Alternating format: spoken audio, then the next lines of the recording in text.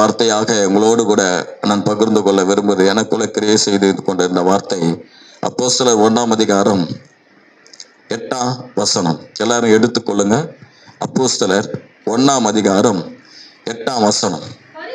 பரிசுத்த ஆவி, எல்லாம் சேர்ந்து வாசிக்கலாம். பரிசுத்த ஆவி உங்களிடத்தில் வரும்போது நீங்கள் பலனடைந்து எருசலேமிலும் யூதாயா முழுவதிலும் சமாரியாவிலும் பூமியின் கடைசி வரைந்தமும் எனக்கு சாட்சிகளாய் இருப்பீர்கள் என்றார். ஹல்லேலூயா, கர்த்தருக்கு ஸ்தோத்திரம். பரிசுத்த ஆவி உங்களிடத்தில் வரும்போது நீங்கள் பலனடைந்து, ஹல்லேலூயா, பரிசுத்த ஆவி உங்களிடத்தில் வரும்போது நீங்கள் பலனடைந்து. இதனால செய்தி வாக்குத்தத்தம் என்னன்னா பரிசுத்த ஆவியினுடைய பலன். சொல்லுங்க பார்க்கலாம். பரிசுத்த ஆவியானவருடைய பலன். பலன் வரும்போது நம்ம உலகம் முழுவதும் ஃபேமஸா மாறிடுவோம். பூமியின் கடைசி வரைந்தும் எனக்கு சாட்சிகளா இருப்பீர்கள். உலகம் முழுவதும் நம்ம என்ன ஆயிடுவோம்னா சாட்சியா மாறிடுவோம். முதல் எங்க மாறிடுவோம்? எருசலேமில், நாம் வாழ்கிற இடத்துல, யூதேயா நம்ம பட்டணத்துல, சமாரியாவில நம்ம தேசத்துல, பூமியின் கடைசி வரைந்த உலகம் முழுவதிலும் தேவன் சாட்சியாய் கொண்டு போகிறார். அப்போஸ்தலர்களை பார்த்தீங்கன்னா ஆண்டவர் உலகம் முழுவதிலும் சாட்சியாய் கொண்டு போய் நிறுத்தினார். அதற்கு காரணம் என்னவென்று சொன்னால் பரிசுத்த ஆவியானுடைய பலன். பலன், பரிசுத்த ஆவியானுடைய பலன் நமக்குள்ளே வர வேண்டும். Price the Lord. அப்போஸ்தலர் லூக்கா 24ஆம் அதிகாரம் 49ஆம் வசனத்தை நீங்க படிச்சு பார்த்தீங்கன்னா 24:49மா. என் பிதா வாக்குத்தத்தம் பண்ணினதை இதோ நான் உங்களுக்கு அனுப்புகிறேன். நீங்களோ உன்னதத்திலிருந்து வரும் பலனால் தரிப்பிக்கப்படும் வரைக்கும் எருசலேமின் நகரத்தில் இருங்கள் என்றார். அல்லேலூயா, எருசலேம் நகரத்தில் இருங்க. என் பிதா வாக்குத்தத்தம் பண்ணினதை இதோ நான் உங்களுக்கு அனுப்புகிறேன். நீங்களோ உன்னதத்திலிருந்து வரும் பலனால் தரிப்பிக்கப்படும் வரைக்கும் எருசலேமிலே இருங்க. உன்னதத்தில் இருந்து வரும் பலன் என்ன? பரிசுத்த ஆவியினுடைய பலன். பரிசுத்த ஆவியினுடைய பலன். அப்போஸ்தலரை பார்த்து ஆண்டவர் சொன்னாரு, அதே 1ஆம் அதிகாரம், அப்போஸ்தலர் 1ஆம் அதிகாரம் 5ஆம் வசனம் சொல்லுது, ஆகையால் நீங்கள் எருசலேம் விட்டு போகாமல் என்னிடத்தில் கேள்விப்பட்ட பிதாவின் வாக்குத்தத்தம் நிறைவேற காத்திருங்கள் என்று கட்டளையிட்டார். பாருங்க, அந்த பரிசுத்த ஆவியினுடைய பலனை, பரிசுத்த ஆவியை பெற்றுக்கொள்வதற்கு அவங்க என்ன பண்ணாருன்னா ஆண்டவர் சொன்னாரு, உன்னதத்தில் வரும் பலனால் தரிப்பிக்கப்படும் வரைக்கும் நீங்க என்ன பண்ணுங்க, எருசலேமிலே இருங்க அப்படின்னாரு. இந்த வசனத்துல பார்க்கிறோம், எருசலேமிலே காத்திருங்க, எருசலேமிலே காத்திருங்க. பாத்தீங்கன்னா அருமையானவர்களே, அது 1:14 சொல்லுகிறது. அப்போஸ்தலர் அங்கே இவர்கள் எல்லாரும் ஸ்திரீகளோடும் இயேசுவின் தாயாகிய மரியாளோடும் சகோதரோடு கூட ஒருமனப்பட்டு ஜபத்திலும் வேண்டுதலிலும் தரித்திருந்தார்கள். அப்ப பாருங்க, ஆண்டவர் சொன்ன உடனே நீங்க என்ன பண்ணுங்க, காத்திருங்கன்னு சொன்ன உடனே இவங்க என்ன பண்றாங்கன்னா 120 பேர் ஒருமனப்பட்டு அவங்க ஜபத்துல வேண்டுதல்ல தரித்திருந்தாங்க. அல்லேலூயா. ஆண்டவராகிய இயேசு கிறிஸ்து 40 நாள் உயிர் தெழுந்து 40 நாள் தாம் உயிரோடு இருக்கிறவராக காண்பித்தார் இல்லையா? அப்போஸ்தலர் 1:3 சொல்லுகிறது, அவர் பாடுபட்ட பின்பு 40 நாள் அளவும் அப்போஸ்தலருக்கு தரிசனமாகி தேவனுடைய ராஜ்யத்துக்குரியவர்களை அவர்களோடு பேசி அநேக தெளிவான திருஷ்டாந்தங்களினாலே அவர்களுக்கு தம்மை உயிரோடு இருக்கிறவராக காண்பித்தார். 40 நாள் காண்பித்தார். 40 நாள் அவர்களோடு உலாவி தாம் உயிர்த்தெழுந்த ஆண்டவர் என்று சொல்லி சீசர்களுக்கு பலப்படுத்தி அவர்களை திடப்படுத்தி கொண்டிருந்தார். அவர்களை மறுபடியும் உயிர்ப்பித்து மறுபடியும் தம்முடைய ஊழியத்தில் கொண்டு வந்து நிறுத்தி அவர்களை பயன்படுத்தும்படியாய் அவர்களை புதுப்பித்தார். பிறகு அவர் கடந்து போகும்போது 40வது நாள் கடந்து போகும்போது ஆண்டவர் ஒரு வார்த்தை சொல்லிட்டு போறாரு. பிதாவின் வாக்குத்தத்தம் நிறைவேற நீங்க என்ன பண்ணுங்க, எருசலேமிலே காத்திருங்க. உன்னதத்திலிருந்து வரும் பலத்தினால் நிரப்பப்படும்படிக்கு பரிசுத்த ஆவி உங்களிடத்தில் வரும்போது நீங்கள் பலன் அடைந்து சொல்லுங்க, ஆண்டவர் பலன் தருகிற தேவன், பரிசுத்த ஆவியினுடைய பலன். இப்ப என்ன பண்றாங்கன்னா ஸ்தோத்திர, அவங்க என்ன பண்றாங்கன்னா கிட்டத்தட்ட 40 நாள் அவங்க அந்த நாள் போய் எருசலேமிலே காத்திருக்கிறாங்க.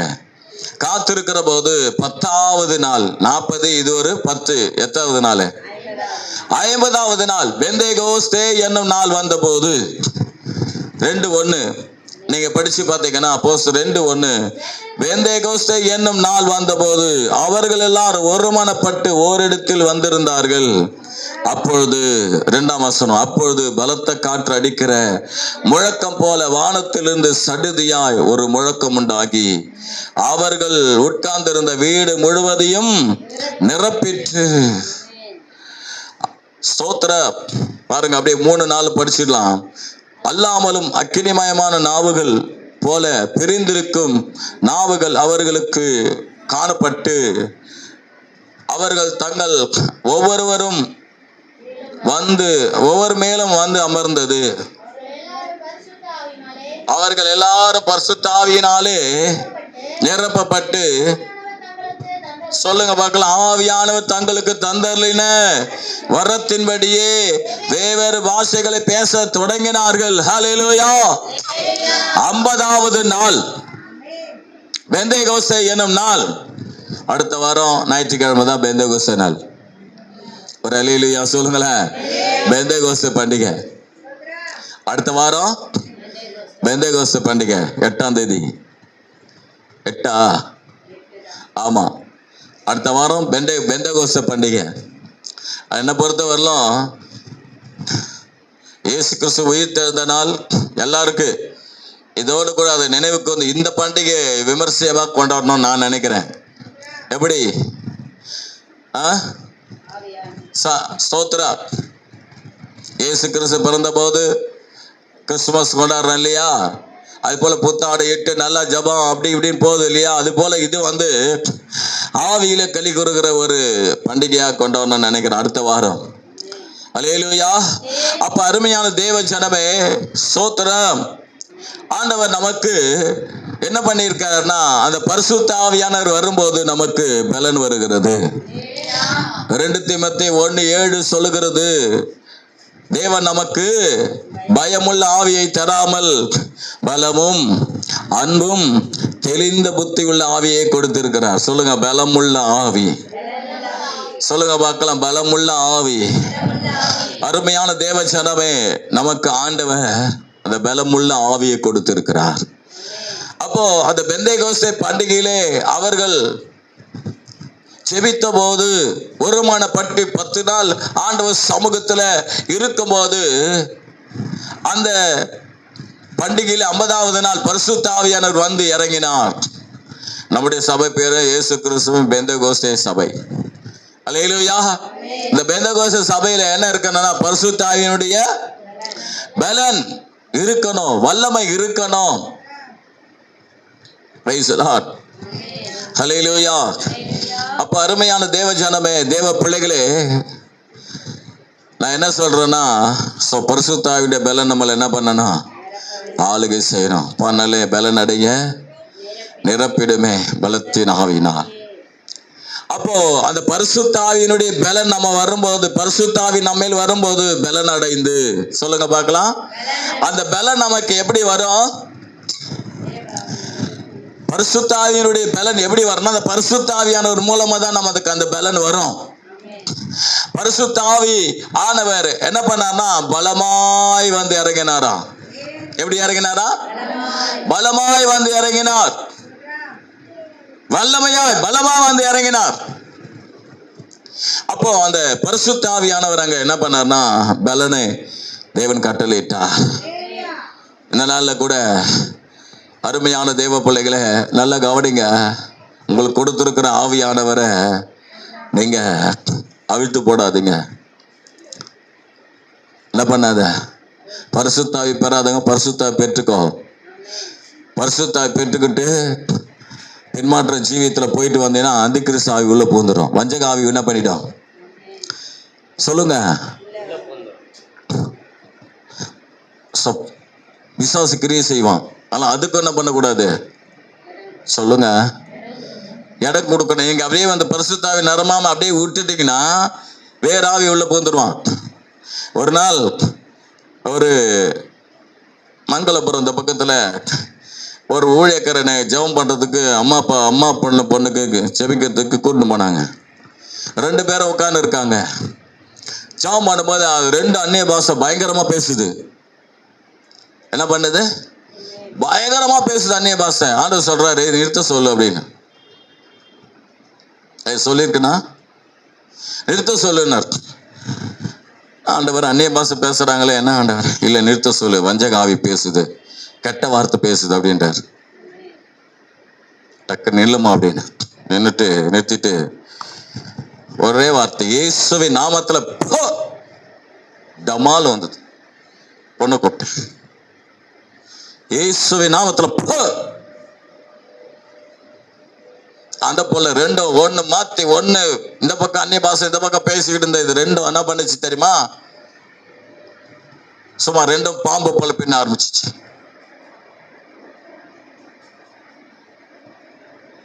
இது மாதிரி நிறைய காரியம் சொல்லலாம்.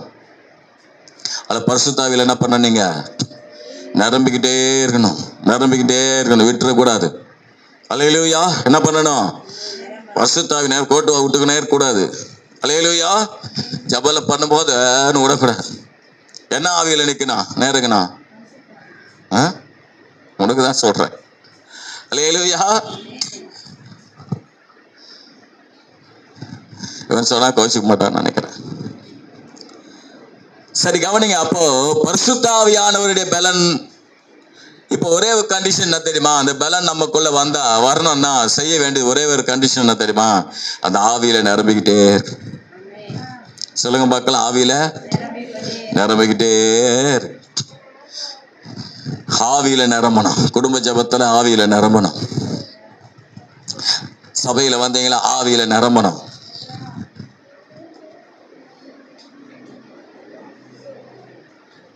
ஆவியில நிரம்பணும்.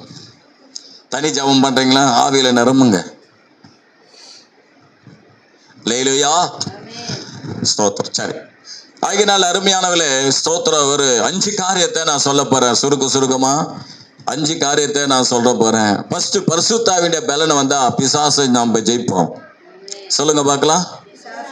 இன்னைக்கு இந்த மாசம் பிசாசை ஜெயிக்கிற பரிசுத்தாவினால் நீங்க நிரப்பப்படும் போது, அந்த பலன் வரும்போது அந்த பலத்தினால பிசாசை ஜெயிக்க முடியும். 2வது, பரிசுத்தாவின் பலன் வந்துச்சுன்னா, ஆவியில நிறைஞ்சிருந்தீங்கன்னா தேவனுடைய நம்பிக்கை நமக்குள்ள பெருகும். சொல்லுங்க, நம்பிக்கை பெருகும். பரிசுத்தாவின் பலன் நமக்குள்ள வந்துடுச்சுன்னா நம்ம சும்மா இருக்க மாட்டோம். நம்ம ஆத்தும ஆதாயம் பண்றவர்களா இருப்போம். கர்த்தருக்காக பயன்படுவோம். பரிசுத்தாவின் பலம் வந்துடுச்சுன்னு நமக்குள்ள இருக்கிற அந்த கட்டுகள் உடைக்கப்படும். நம்மை சுற்றி இருக்கிற பலவீன கட்டு, பிசாசின் கட்டுகள் எல்லாம் உடைக்கப்படும். கடைசியா பரிசுத்தாவி நமக்குள்ள வந்துட்டா தேவன் நம்மை சாட்சியாக நிறுத்துவார். இந்த சாட்சியா நிறுத்துறது தான் ஃபர்ஸ்ட் சொல்லணும். ஆனா அந்த இடத்துல சொல்லப்பட்ட சாட்சி ஏதோ எனக்கு சோறு கொடுத்தாரு, எனக்கு இந்த வீடை கொடுத்தாரு, எனக்கு உடைய கொடுத்தாரு என்ற சாட்சி கிடையாது. அது பயங்கரமான சாட்சி. ஆனா அந்த சாட்சியே நான் அந்த சாட்சி பயங்கரமானதுனால கடைசியில சொல்றேன். நான் எனக்கு வீட்டை கொடுத்தாரு, என் வாசலை கொடுத்தாரு, எனக்கு அதை கொடுத்தா இதை கொடுத்தா அந்த சாட்சி கிடையாது. அது கர்த்தருக்காக மரிக்கக்கூடிய சாட்சி. அவர்கள் அந்த சாட்சியா இருந்தார்கள் என்றால் இருந்தவர்கள் எல்லாரும் மரித்தார்கள். சொல்லுங்க, இருந்தவர்கள் எல்லாரும் நீங்கள் சாட்சிகளா இருப்பீர்கள் சொன்னால, சாட்சிகளா இருந்த எல்லாரும் செத்து போனாங்க. அந்த சாட்சிக்காகவே செத்து போனாங்க. என்ன சாட்சி தெரியுமா? ஏன்னா நான் இதை சொல்லிடுறேன். என்ன சாட்சி தெரியுமா? இயேசு கிறிஸ்து உயிர் தெழுந்தார்னு சொல்லி சாட்சி. அவர் உயிரோடு இருக்கிறார் என்று சொல்லி சாட்சி சொன்னாங்க. போகிற இடத்தெல்லாம் சாட்சி சொன்னாங்க, உயிரோடு இருக்கிறார், அவரை நீங்க கொன்றீங்க, அவர் மரித்தோந்து உயிர் தெழுந்தார், நமக்காக மரித்தார் சொல்லி அவங்க சாட்சி சொன்னாங்க. அந்த சாட்சி சொல்லப்படும் போது பேதுருவையும் மற்ற அப்போஸ்தலர் என்ன பண்ணாங்கன்னு சொன்னா மிரட்டுறாங்க, நீங்க இந்த சாட்சி சொல்லக்கூடாது, இந்த சாட்சி நீங்க சொல்லக்கூடாது, மிரட்டுறாங்க.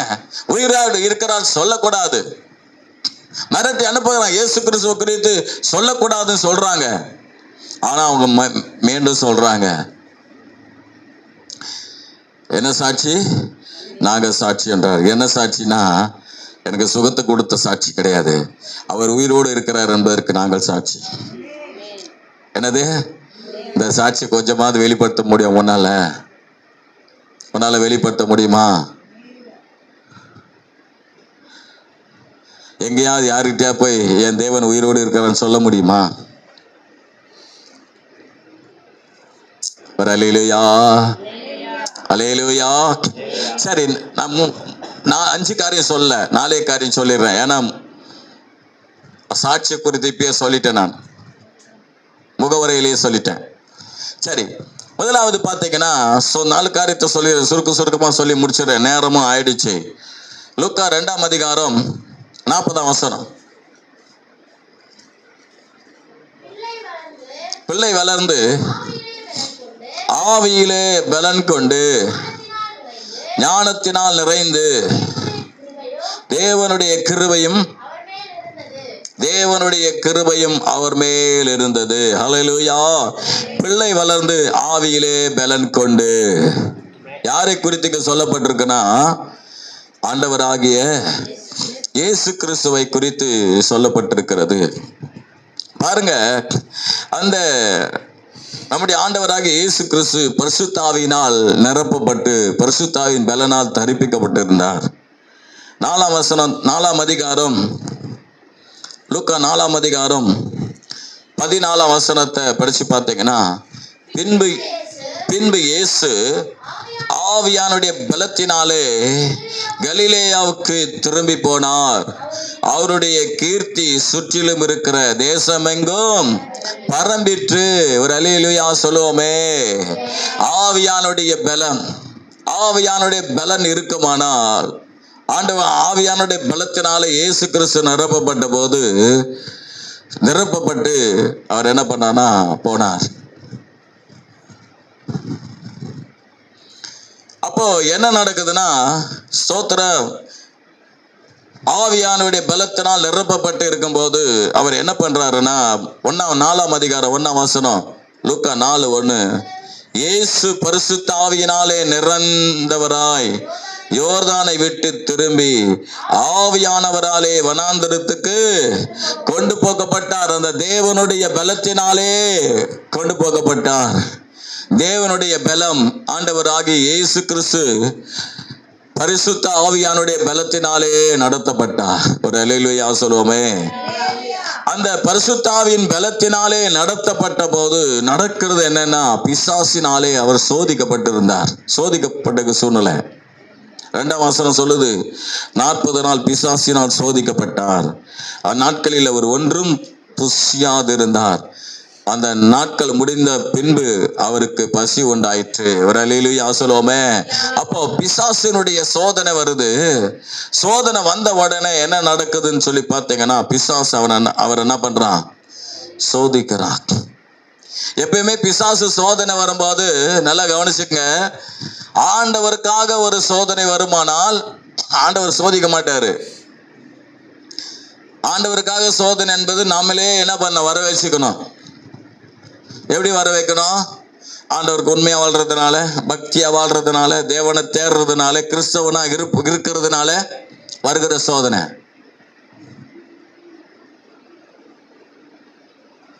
ஆனா இங்க பாத்தீங்கன்னா பிசாசு சோதிக்கிறான். அந்த சோதனையை ஆண்டவராக இயேசு கிறிஸ்து என்ன பண்றாருன்னா முறியடிக்கிறார். சொல்லுங்க பார்க்கலாம், என்ன பண்றாரு? முறியடிக்கிறார். 13ஆம் வசனம் சொல்லுகிறது, 4:13, பிசாசானவன் சோதனை எல்லாம் முடித்த பின்பு சில காலம் அவரை விட்டு விலகி போனான். ஆண்டவரை சோதித்து பார்க்கிறான். 2ஆம் வசனத்திலிருந்து 4ஆம் வசனம் வரையிலும் நீங்க படிச்சு பார்த்தீங்கன்னா, 3ஆம் வசனத்திலிருந்து 4ஆம் வசனம் வரையிலும் 4 வசனத்தை படிச்சு பார்த்தீங்கன்னா, அப்பொழுது பிசாசானவன் அவரை நோக்கி, தேவனுடைய குமாரனே ஆனால் இந்த கல்லுகள் அப்பமாகும்படி சொல்லும் என்றான். அவர் பிரதியுத்தரமாக, மனுஷன் அப்பத்தினால் மாத்திரமல்ல தேவனுடைய ஒவ்வொரு வார்த்தையினாலும் பிழைப்பான் என்று எழுதியிருக்கிறதே. முதலாவது சாத்தான் நம்ம பேசுவான், நம்ம கிட்ட பேசுவான், பெருமையானவர்களை பேசுவான். பெருமையானவர்களை செய்யும்படி தேவனுடைய அதிகாரத்தை விட்டுட்டு நம்மளே அதிகாரத்தை எடுத்துக்கொள்ளும்படி, அல்லேலூயா, நம்ம பெருமையான காரியங்களை செய்யும்படி தூண்டுவான். பிசாசு எப்பயுமே தோன்றதுதான் வேலை. அவனுடைய வேலை என்னது சொல்லுங்க? நம்ம நினைச்சுக்கிட்டு இருக்கீங்க பிசாசுன்னா தலைவலி கொண்டு வர்றது, மூட்டு வலி கொண்டு வர்றது, முதுகு வலி கொண்டு வர்றது, கண் வலி கொண்டு, இது இல்லை, இதெல்லாம் சாதாரண காரியம். ஆனா என்ன பண்ணுவான்னா நம்மளை தேவனை விட்டு திசை திரும்ப வைப்பான். பாருங்க, அந்த என்ன பண்றார் ஆண்டவர்? ஜெயிக்கிறார். அவனுக்கு இடம் கொடுக்கல. இந்த கல்லுகள் அப்பமாகும்படி செய்யும். அவசரமா எனக்கு கூட பாத்தீங்கன்னா பாஸ்டிங் முடிச்ச உடனே பாஸ்டம் அப்பதான் என்ன பண்ணுவாங்கன்னா செய்ய ஆரம்பிப்பாங்க. அவங்க செய்ய ஆரம்பிச்சாங்கன்னா விடிஞ்சு என்ன ஆயிடும்? ஐயோ, அவங்க செஞ்சு முடிக்கிறதுக்குள்ள 4 வேர்க்கல்ல உண்டை சாப்பிட்டாதான் எனக்கு என்ன ஆயிடும்? பசியா. அப்ப உபவாசம் இருக்கிற வரல நமக்கு என்னதான் இருக்கா? பசி எடுக்காத மாதிரி இருக்கும், அப்படியே தாங்கிக்கிட்டு இருப்போம். அந்த உபவாசம் முடிச்ச உடனே என்ன ஆயிடுனா பசி கபகபகன்னு எடுக்கும். அப்படியே ஆண்டவருக்கு பசி எடுத்த உடனே இவன் டக்குன்னு வந்து தூண்டி விடுறான், நீ என்ன இந்த கல்லுகள் அப்பமாகும்படி செய்யும். அவரால் முடியுமா முடியாதா? சாத்தான் சொல்றதை கேட்க கூடாது, அதான் முக்கியம். அந்த யார் சொல்றது? நீ தேவ பலம் இருந்தா உன்னை கூட பிசாசு பேசும்போது நீ அவனை கட் பண்ணி விட்டு வரலாம், கட் பண்ணலாம். நீ அவன் பேச பேச பேச சிந்தையில ஏத்த ஏத்த ஏத்த என்ன பண்ணுவான் தெரியுமா? உன்னை தன்வசப்படுத்திப்பான். நீ அவன் சொல்றதான் கேட்டு ஆடணும். அவனுடைய சிந்தனையில் தான் நீ ஓடணும். வெறுப்பும் கசப்பும் கோபமும் எரிச்சலும் இது அவனுடைய யுத்தம். என்ன பண்ணுவான்? அவனுடைய அவன் நமக்கு போட்டுக்கிட்டு இருக்கான். 5லிருந்து 8 வசனத்தை நீங்க படிச்சு பாத்தீங்கன்னா, பிசாசானவன் அவரை உயர்ந்த மலையில் மேல் கொண்டு போய் உலகத்தின் சகல ராஜ்யங்களை ஒரே நிமிஷத்துல அவருக்கு காண்பித்து, இவை எல்லாவற்றின் மேலுள்ள அதிகாரமும் அதிகாரத்தையும் இவைகளில் மகிமையும் உமக்கு தருவேன். இவைகள் எனக்கு ஒப்பு கொடுக்கப்பட்டிருக்கிறது. எனக்கு இஷ்டமானவனுக்கு இவைகளை கொடுக்கிறேன். 7ஆம் வசனம் சொல்லுது, நீ என்னை பணிந்து கொண்டார் எல்லாம் உம்முடையதாகும் என்று சொன்னான். இயேசு அவனுக்கு பிரதியுத்தரமாக, எனக்கு பின்னாக போ சாத்தானே, உன் தேவனாகிய கர்த்தரை பணிந்து கொண்டு அவர் ஒருவருக்கே ஆராதனை செய்வாயாக என்று எழுதியிருக்கிறதே. ஹல்லேலூயா, ஹல்லேலூயா. பாருங்க, பிசாசு எப்பயுமே எண்ணத்தை தூண்டுவான். நேரடியா இயேசு கிறிஸ்து போல வந்து உங்கள்கிட்ட நிக்க மாட்டான். எதனா கெட்ட காரியத்தை தூண்டிக்கிட்டே இருப்பான். மேல இருந்து குதிக்கணுமா? நாங்க குடும்ப ஜபத்துல நானும் மனைவி பிள்ளைங்க பேசும்போது சொன்னேன், அந்த 2000 பண்ணி என்ன பண்ணுச்சு?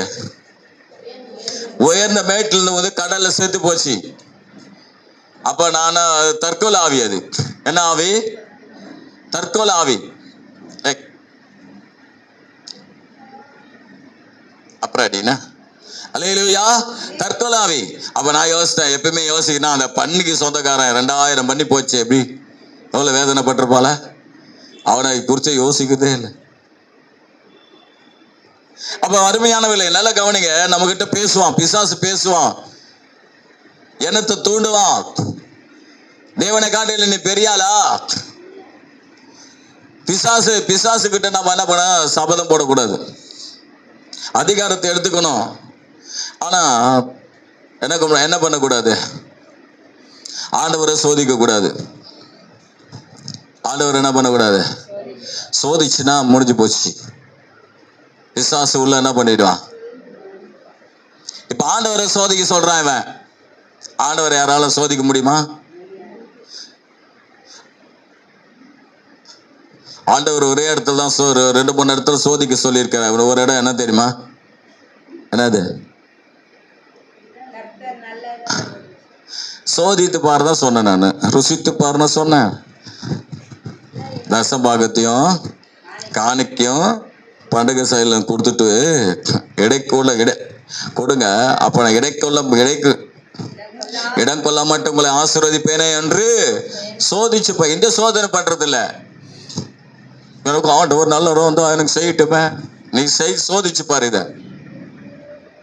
ஆண்டவர் எனக்கு செய்யல, சரி இந்த கட்டாயமா செய்வார். அல்லேலூயா. மூணாவது பாருங்க, அதுலயே 9-13 வசனத்தை நீங்க படிச்சு பாத்தீங்கன்னா எல்லாரும் சேர்ந்து படிக்கலாம். அப்பொழுது அவன் அவரை எருசலேமுக்கு கொண்டு போய் தேவாலயத்து உப்பைக்கல் மேல் அவரை நிறுத்தி, தேவனுடைய குமாரனை ஆனால் இங்கே இருந்து தாழ குதியும், ஏனெனில் உம்மை காக்கும்படிக்கு தம்முடைய தூதர்களுக்கு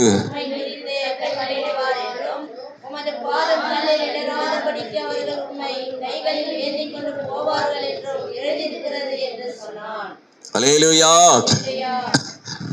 மாத்தி பேசிட்டேனா? அல்லேலூயா. பாருங்க, இப்படியாக பிசாசு என்ன பண்றான்னு சொன்னா அவனுடைய காரியத்தை என்ன பண்றான், சொல்லிக்கிட்டு இருக்கிறான். மேல இருந்து குதியும், மேல ஐஸ்வர்யத்தை காட்டுறான். அப்பத்தை என்ன பண்ண, அப்பத்தை சாப்பிடு, அப்பத்தை கல்ல மாத்து, சரி கல்ல அப்பமா மாத்து அப்படின்னு சொல்லி பேசிட்டு இருக்கான். தேவ பிள்ளைகளை நல்லா கவனிங்க. தேவ திட்டத்தை என்ன பண்ணுவான், தடுப்பான். என்ன பண்ணுவான்? இதெல்லாம் உங்ககிட்ட சொல்லி என்ன பிரயோஜனம்ன்றீங்களா? அல்லேலூயா. எனக்கு சொல்றேன், உங்களுக்கு சொல்றேன். நம்ம ஆண்டவர் அந்த இடத்துல பாத்தீங்கன்னா சோத்திரம் கீழ்ப்படிஞ்சிருந்தாருங்களே, பிசாசுக்கு தேவ திட்டம் போயிட்டு இருக்கோம். மேல இருந்து குதிச்சிருந்தா அவர் செத்து போயிருந்தாருன்னா சிலுவையில மறிச்சிருக்க மாட்டாரு. அவன் பண ஆசை காட்டி இதெல்லாம் எடுத்துக்கோ நான் உனக்கு தரேன்னு சொல்லி ஸ்தோத்திரம் அதை எடுத்திருந்தா என்ன ஆயிருக்கும்? அல்லேலூயா. அதனால அருமையானவர்களே, இந்த பிசாசு ஜெயிக்கிற பலன் நமக்கு வந்துடும். சொல்லுங்க பார்க்கலாம். பலன் நம்முடைய சிந்தையில, நம்முடைய சொப்பனத்துல, நம்முடைய எண்ணங்களில, நம்ம ஸ்தோத்திரம் நம்மை தாக்குற சிந்தையில எல்லாம் அந்த பலவீனத்தை எல்லாம் நீங்க அப்படிப்பட்ட பலவீனம் வந்து தாக்கும் போது என்னது, ஆவியில நிறைஞ்சி கட்டிந்து கொள்ளும். இயேசுவின் நாமத்துல கட்டிந்து கொள்ளும். சகோதரி வந்த உடனே எனக்கு பயங்கர தலை வலிக்குது. அப்ப தலையில கை வச்சு இயேசுவின் நாமத்துல, சிஸ்டர் நான் இப்போ உங்க தலை கை வைக்கிறேன், நீங்க ஆவியில நிரம்பி ஜெபிங்க சொன்ன வச்சு தலையில கை வச்சுறேன். வச்சவன டமால், அப்புறம் ஆவியில நிரம்ப ஆரம்பிச்சோன்னா சகோதரி நல்லா ஃப்ரீ ஆயிட்டாங்க. ஒரு அல்லேலூயா சொல்லுவோமே. அல்லேலூயா. இரண்டாவது ஒரு காரியம், ரோமர் 15-13 சட்டுன்னு கடந்து போகலாம், டைம் ஆயிடுச்சு. ஒரு 5 நிமிஷம் அப்படியே 5 நிமிஷம். ரோமர் 15-13. பரிசுத்த ஆவியின் பலத்தினாலே உங்களுக்கு நம்பிக்கை பெருகும்படிக்கு நம்பிக்கையின் தேவன் விசுவாசத்தினால் உண்டாகும் எல்லாவித சந்தோஷத்தினாலும் சமாதானத்தினாலும் உங்களை நிரப்புவாராக. பரிசுத்தாவின் பலத்தினால் நமக்கு என்ன வருதா? சொல்லுங்க, நம்பிக்கை. சொல்லுங்க பார்க்கல, என்ன வருதா? நம்பிக்கை. அது பெரிய ஒரு காரியம். ஆனாலும் நான் உங்களுக்கு சொல்றது என்ன தெரியுமா, பரிசுத்தாவின் பலன் வந்துட்டாலுமே நமக்கு நம்பிக்கை பெருகும். ஒண்ணு வேணா, அவ நம்பிக்கை நமக்குள்ள வருதா? அல்லேலூயா. நம்ம யோசிக்கிறோமா, ஸ்தோத்திரம். என்ன தெரியுமா பண்ணணும்? உடனே ஆண்டவரே, நம்ம அவநம்பிக்கையோடு கூட நம்ம ஜெபத்துல பார்த்தீங்கன்னா பார்த்துருக்கிறேன்,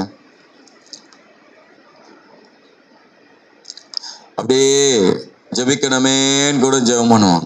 ஒன்றும் வேணாம், நீங்க அப்படி ஜெபிச்சீங்கன்னா அவநம்பிக்கை அதிகமாக்கும்.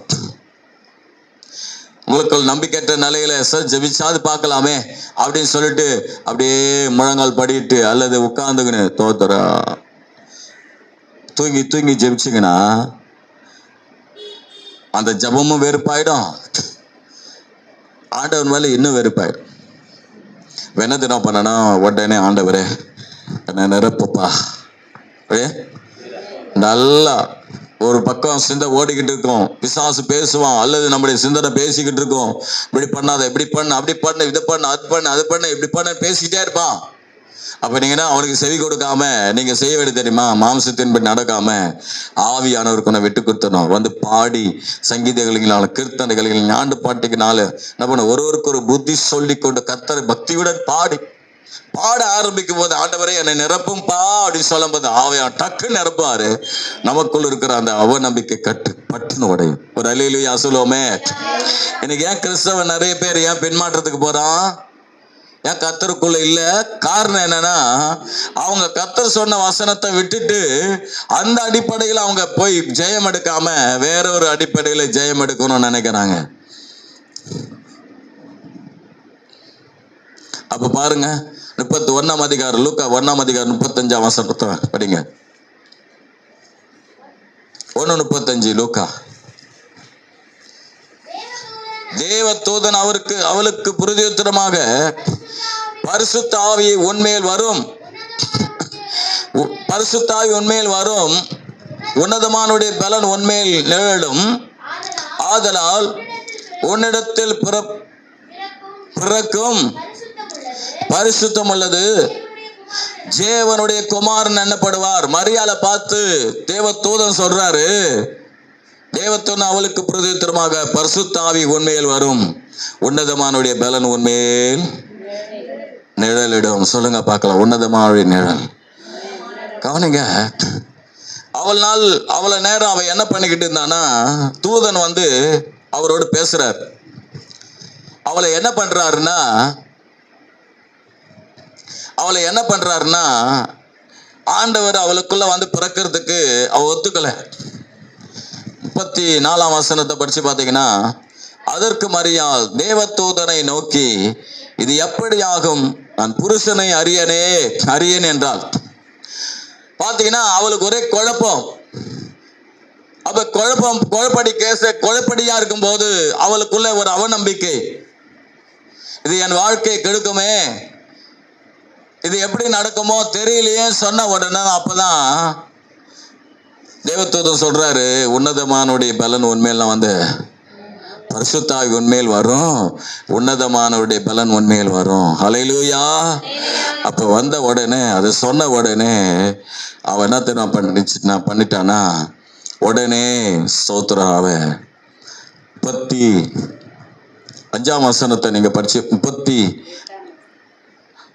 அப்படியே நீங்க பாத்தீங்கன்னா ஸ்தோத்திரம், நீங்க 38 அப்படியே படிச்சு பார்த்தீங்கன்னா, அதற்கு மரியாள், இதோ என் ஆண்டவருக்கு அடிமை, உம்முடைய வார்த்தையின்படியே எனக்காக கடவுது என்றால். அப்பொழுது தேவதூதன் அவளிடத்தில் இருந்து போய்விட்டான். ஒரு அல்லேலூயா சொல்லுவோமே.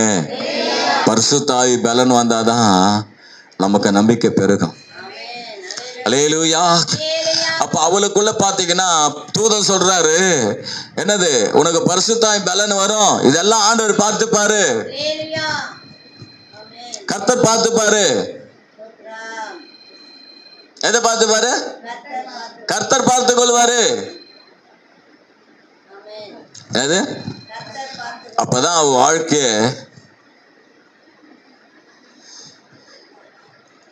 வாழ்க்கையில நம்பிக்கை வருது. சொல்லுங்க பார்க்கலாம், அவ வாழ்க்கையில புது நம்பிக்கை. ஸ்தோத்திரம், புது நம்பிக்கை.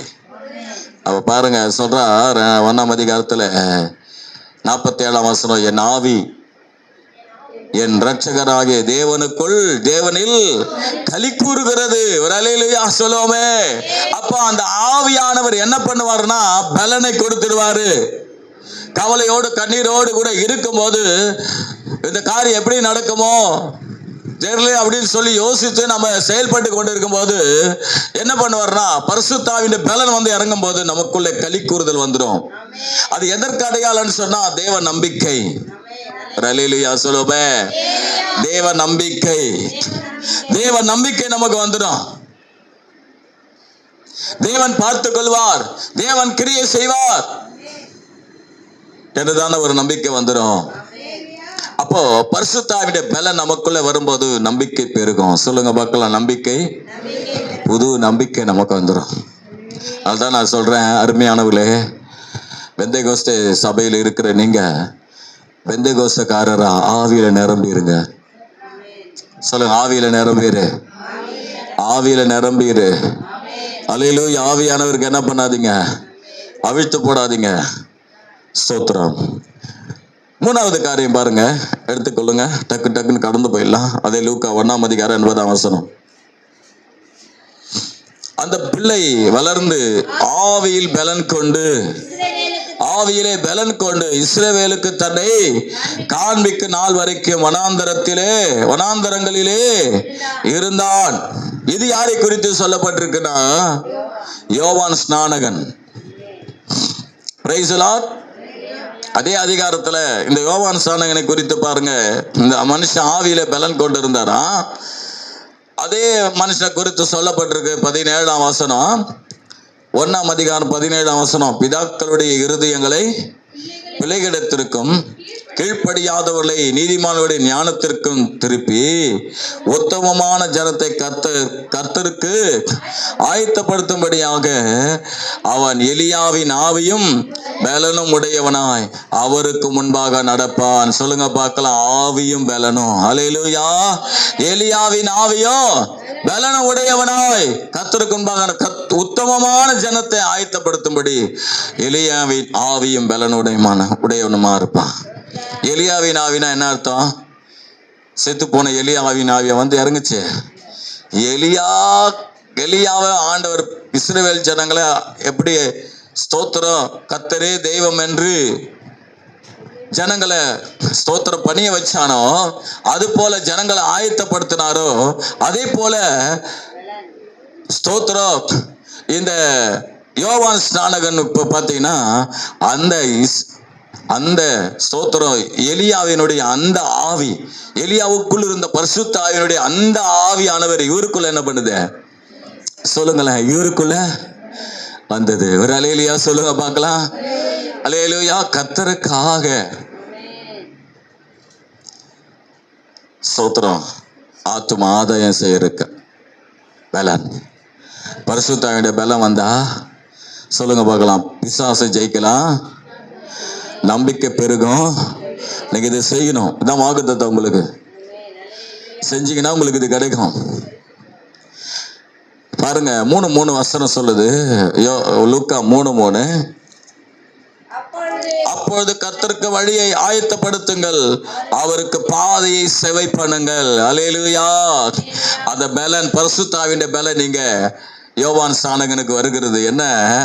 இஸ்ரவேல் ஜனங்களை, யூத ஜனங்களை, ஆண்டவருடைய பிள்ளைகளை கர்த்தர் பக்கமாய் திருப்புகிறதற்கு, அவர்களை ஆயத்தப்படுத்துகிறதற்கு அந்த பலன் எலியாவின் ஆவியும் பலனும் கிரியை செய்கிறது. அல்லேலூயா சொல்லுவோமே. அருமையானவர்களே, 3ஆம் அதிகாரத்திலேயே 8ஆம் வசனத்திலிருந்து நீங்க 14ஆம் வசனம் வரையிலும் நான் சொல்ற வசனத்தை படிச்சா போதும். 8ஆம் வசனத்திலிருந்து 14ஆம் வசனம் வரையிலும் நீங்க படிச்சு பார்த்தீங்கன்னா ஸ்தோத்திரம் பார்த்தீங்கன்னா 14ஆம் வசனம். போர் சேவகரும் அவனை நோக்கி நாங்கள் என்ன செய்ய வேண்டும் என்று கேட்டார்கள். அதற்கு அவன்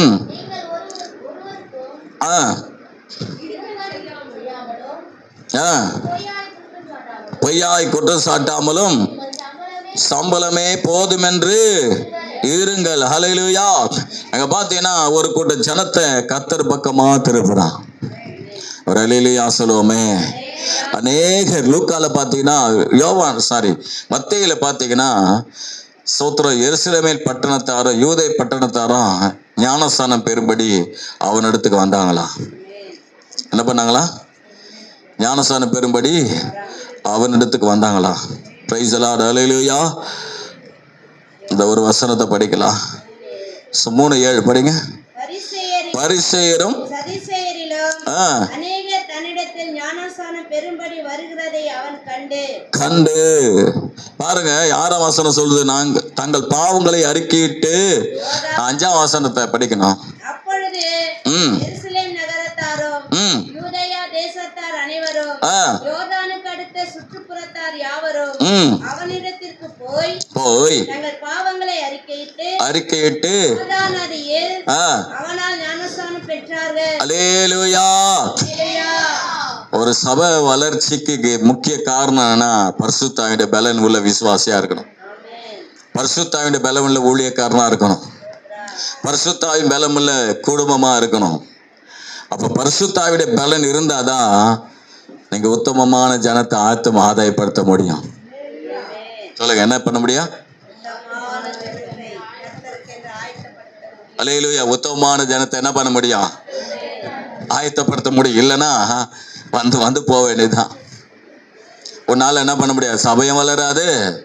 உன்னை கூடுமான 4 பேரை கூட்டிட்டு தான் போவ தவிர, உன் நிமித்தம் பின்மாற்றமா தான் போவான் தவிர, நிச்சயமா உன்னால ஒரு காரியம் என்ன பண்ணாது. சபை கூட்டுருங்க, ஆண்டவருக்கு நடக்காது.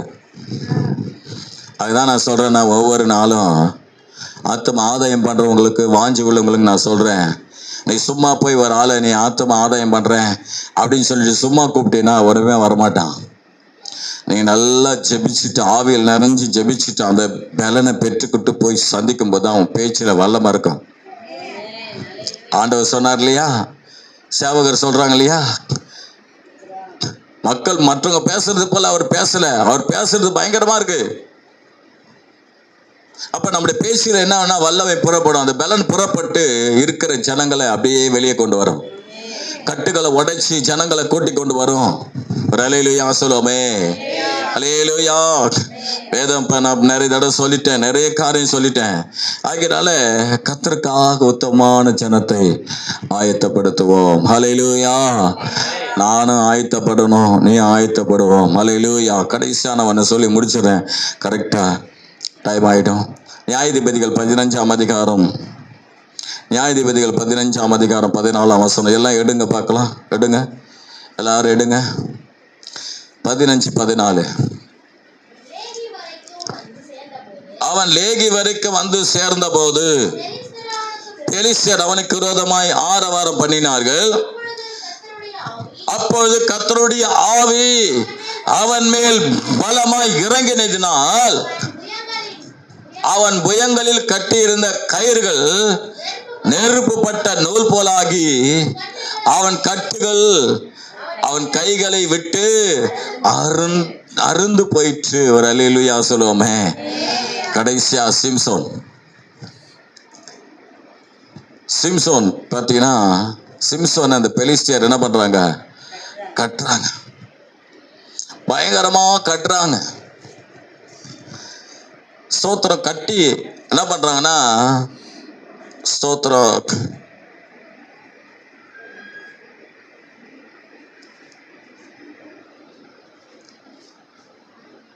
ஸ்தோத்திரம் பாருங்க. அப்ப என்ன நடக்குதுன்னா,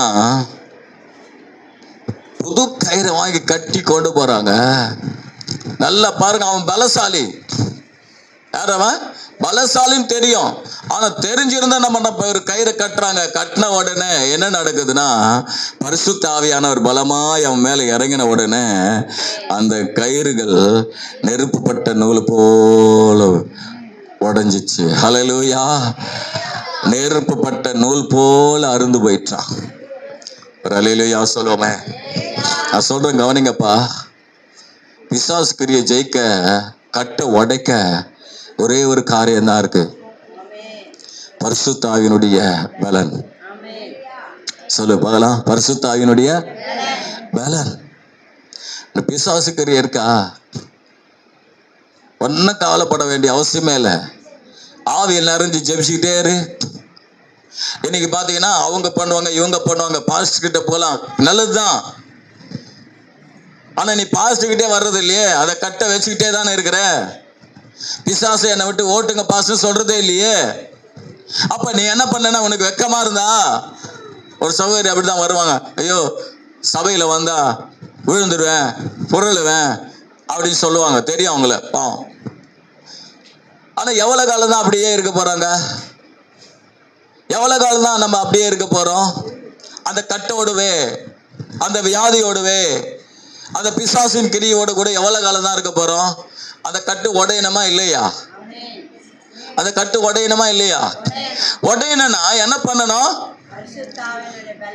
பரிசுத்தாவினுடைய பலத்தினால் நிரம்ப பண்ணும். அப்படி இறங்கும் போது என்ன ஆகுனா, அவனுடைய கட்டு தளர்ந்து போயிடும். நெருப்புப்பட்ட நூல் போல பெரிய கயிறு கட்டாயிடும். ஒரு அல்லேலூயா சொல்லுவோமே. அதுதான் நான் சொன்ன, பரிசுத்த ஆவியில நிரம்பி நிரம்பி நிரம்பி இருங்கப்பா. பரிசுத்த ஆவியில நிரம்புங்க.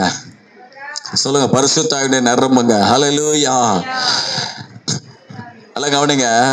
ஸ்தோத்திரம். நீங்க பைபிள் சொல்லுது, நான் சொல்லி முடிக்கிறேன். லூக்கா 13ஆம் அதிகாரம் 11 16 வசனத்தை படிச்சு பார்த்தீங்கன்னா, 16ஆம் வசனத்தை படிங்க பார்க்கலாம். லூக்கா, இதோ சாத்தான் 18 வருஷமாய் கட்டியிருந்த ஓய்வு நாளில் அவிழ்த்து விட. பாருங்க, ஸ்தோத்திரம். கட்டப்பட்டு இருந்தாலும், என்ன ஆவியினால் கட்டப்பட்டு இருந்தாலும்? பரிசுத்த ஆவியினாலே. சாத்தானு கட்டி வச்சிருந்தான். 11ஆம் வசனம் சொல்லுகிறது, அப்பொழுது 18 வருஷமாய் பலவீனப்படுத்தும் ஆவியை கொண்ட ஒரு ஸ்திரீ அங்கே இருந்தால், அவள் எவ்வளவு நிமிரக்கூடாத கூனியா இருந்தாள். அருமையான, நல்லா கவனிங்க. பிசாசுனுடைய ஆவி என்னன்னா, நம்மளை பலவீனப்படுத்தும். பிசாசு ஆவி என்ன பண்ணும்? நம்மளை பலவீனப்படுத்தும்.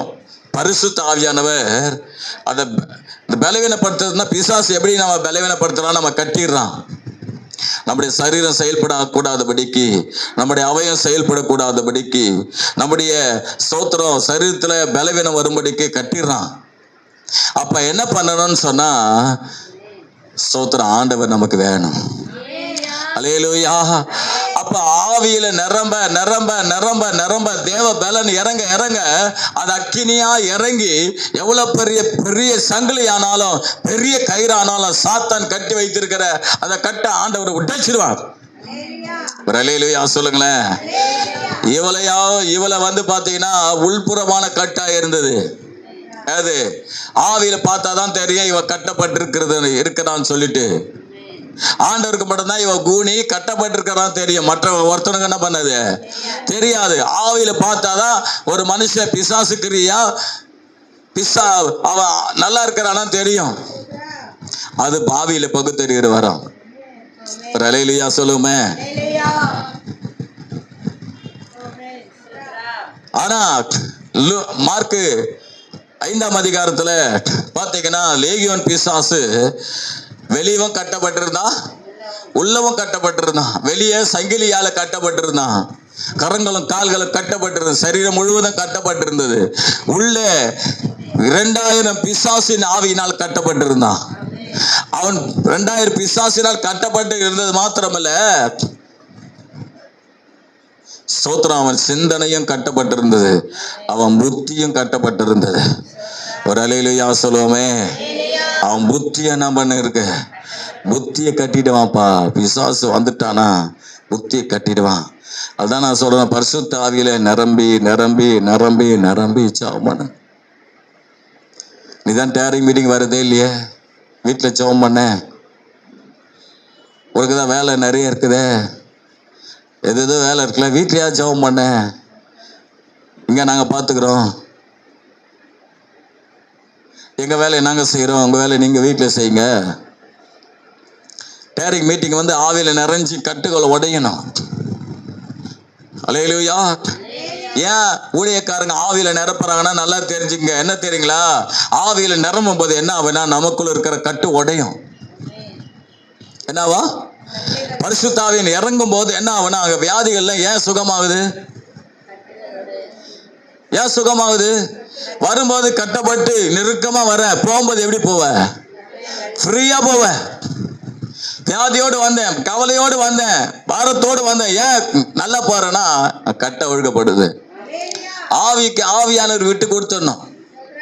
சொல்லுங்க, ஆவியானவருக்கு ஆவியானுடைய பலன் நம்ம மேல இறங்கணும். சொல்லுங்க, ஆவியானுடைய பலன், ஆவியானுடைய பலன். அல்லேலூயா. ஆவியானுடைய பலன் நம்ம மேல இறங்கட்டும். ஆவியில நிரம்பி நிரம்பி நிரம்பி பரிசுத்த ஆவி உங்களிடத்தில் வரும்போது நீங்கள் பலன் அடைந்து, அல்லேலூயா. அப்போஸ்தலர் 16:26 சொல்லுகிறது என்னன்னா, எல்லாருடைய கட்டுகளும் கழண்டு போயிற்று. சொல்லுங்க, எல்லாருடைய கட்டுகளும் கழண்டு போயிற்று. நீ ஜெபம் பண்ணினா, நீ உன்னுடைய வல்லமையான ஆவி நிறைந்த அந்த ஜெபத்தினாலே பவுலும் சீலாவும் அங்கே ஜெபித்த போது எல்லாருடைய கட்டுகள், சிறையில் இருந்த எல்லாருடைய கட்டுகளும் கழண்டு போனது போல உன்னுடைய ஜெபத்தினால், ஆவியில் நிறைந்த ஜெபத்தினாலே உன்னுடைய எல்லா கட்டு, ரட்சிக்கப்படாத கட்டெல்லாம் உடைக்கப்படும். நல்ல ஆவியில நிறைஞ்சு நிறைஞ்சு நிறைஞ்சு அந்நிய பாஷை பேசி பேசி பேசி பேசி ஆண்டவருக்குள்ள நல்லா நிறைஞ்சு நிறைஞ்சு நல்லா நிறைஞ்சுக்கிட்டே இருக்கும்போது அந்த வல்லமை இறங்கி அந்த கட்டுகள்லாம் உடைக்க ஆரம்பிச்சிடும். அதுதான் ஒரு சில இடத்துல பார்த்துருக்கிறேன். பார்த்தீங்கன்னா என்ன நடக்கும்னு சொன்னா, ஊழியக்காரன் ஒரு சில இடத்துல இருந்தா அங்க பார்த்தீங்கன்னா மந்திரவாதம்லாம் செயல்படாது. ஒருத்தன் உங்க வீட்டுல பக்கத்துல எவனா இருக்கிறான், யாரா சோத்திரம் உனக்கு விரோதமா பண்றான்னா அந்த மந்திரவாதம்லாம் செயல்படாது. அவன் உனக்காக பண்றானோ இல்லையோ, அவன் வேற காரியத்துக்கு பண்ணா கூட அந்த மந்திரம் செயல்படாது. அந்த மந்திரவாதி கிட்ட போனா, ஏன் இது மாதிரி நீ பண்ண மந்திரம் செயல்படலன்னு சொன்னா, அங்க ஒருத்தன் எவனோ உனக்கு என்ன பண்றான், உன்னை காட்டில ஒரு வல்லமையான ஆள் அங்க இருக்கிறான். அந்த கட்டு உடைஞ்சிடும். எல்லாருடைய கட்டுகளும் உடையும். சுற்றி இருக்க எல்லாருடைய கட்டுகளும் உடையும். அல்லேலூயா. எல்லா கட்டு உடையும். பாவ கட்டு உடையும், சிந்த கட்டு உடையும், பிசாசின் கட்டு உடையும், மந்திர கட்டு உடையும், சூனிய கட்டு உடையும், பலவீன கட்டு உடையும். எல்லா கட்டுகளும் உடையும். பரிசுத்த ஆவியுடைய பலன் நம்ம மேல இறங்கணும். ஒரு அல்லேலூயா சொல்லுவோமே. அல்லேலூயா. இன்னைக்கு வாக்குத்தத்தம்னா பரிசுத்த ஆவியின் பலம் உங்க மேல வரும். பலம் வந்ததுன்னா சொல்லுங்க, ஃபர்ஸ்ட் எதை ஜெயிக்கலாம்? பிசாசை ஜெயிக்கலாம். ரெண்டாவது நம்பிக்கை பெருகும். மூணாவது ஆத்துமாதாயம். பைபிள்ல இருக்குது பாரு. நாலாவது கட்டுகள்லாம் அறுத்து போயிடும். சொல்லுங்க, கட்டெல்லாம் அறுந்துடும். நான் உண்மையாலுமே வார வாரம் ஆண்டவர் சமூகத்துல ஜெபிச்சிட்டு இருக்கிறேன். கட்டு உடைக்கிறதுக்காக ஜெபிச்சிட்டு இருக்கேன். இது எப்படி நினைக்கிறீங்க? இது எப்படி எப்படி நடந்ததுன்னு நீங்க நினைக்கிறீங்க? இது சும்மா கிடையாது. கட்டு உடைச்சு ஜெபிக்கிறேன். இனி கட்டு உடைக்கிறது தான் நம்ம வேலை. சபைக்கு எதிராக எழும்புகிற எல்லா கட்டுகளை உடைக்கிறது. சொல்லுங்க, கட்டு உடைக்கணும். சொல்லுங்க, ஆண்டவரை விட ஒரு பெரிய சக்தி எதுவுமே இல்லை. பரிசுத்த ஆவியில நிறைஞ்சு நிறைஞ்சு நிறைஞ்சு நிறைஞ்சு நிறைஞ்சு நிறைஞ்சுன்னா நீ பிசாசு ஜெயிக்கலாம். உனக்கு எதிராக ஆவிக்குரிய வாழ்க்கைக்கு விரோதமா உன்னை மேட்டிமையா அறாதபடிக்கு, பெருமையா அறாதபடிக்கு, உன்னை பிசாசு ஏமாத்தி உன்னை கொல்லாதபடிக்கு, பிசாசுக்கு விரோதமா ஆண்டவருக்கு விரோதமா எந்த காரியத்தை செய்யாதபடிக்கு தடுத்து நிறுத்ததான் ஃபர்ஸ்ட் தேவ பலன் வரணும். ரெண்டாவது பார்த்தோம், ஸ்தோத்திர பரிசுத்த ஆவியினுடைய பலத்தினால நம்பிக்கை மேல் நம்பிக்கை. ஒண்ணு இல்லைன்னா கூட நம்பிக்கை நமக்குள்ளே ஆண்டவர் செய்வார், கர்த்தர் பார்த்துக் கொள்வார் என்ற விசுவாசத்தோடு நம்பிக்கையோடு கூட, நம்பிக்கை என்று சொன்னா எதிர்காலத்தை குறித்த ஒரு காரியம். மூணாவது என்னது? ஆத்தும ஆதாயம். ஆண்டவருக்காக செயல்படு, இது நடக்கட்டும் ஆண்டவரே. ரெண்டாவது கடைசியா பரிசுத்த ஆவியினுடைய அபிஷேகம் கட்டுகளை உடைக்கும். சிம்சோனை கட்டை உடைச்சுது. சொல்லுங்க, எப்பயுமே நல்லங்க பரிசுத்த ஆவின்னு வந்துட்டா பிசாசின் கட்டு, பிசாசு ஆவி என்பது பலவீனப்படுத்துற ஆவி, பரிசுத்த ஆவியானவர் என்பது பலப்படுத்துற ஆவி. பலவீனப்படுத்துற ஆவி வரும்போது வியாதி வரும். பலமுள்ள ஆவி வரும்போது பலவீனங்கள் மாறிடும். சொல்லுங்க ஒரு அல்லேலூயா. கர்த்தருக்கு ஸ்தோத்திரம். அல்லேலூயா. கர்த்தர் நல்லவர். எல்லாரும் எழுந்திருப்போம், ஜெபம் பண்ணி முடிக்கலாம்.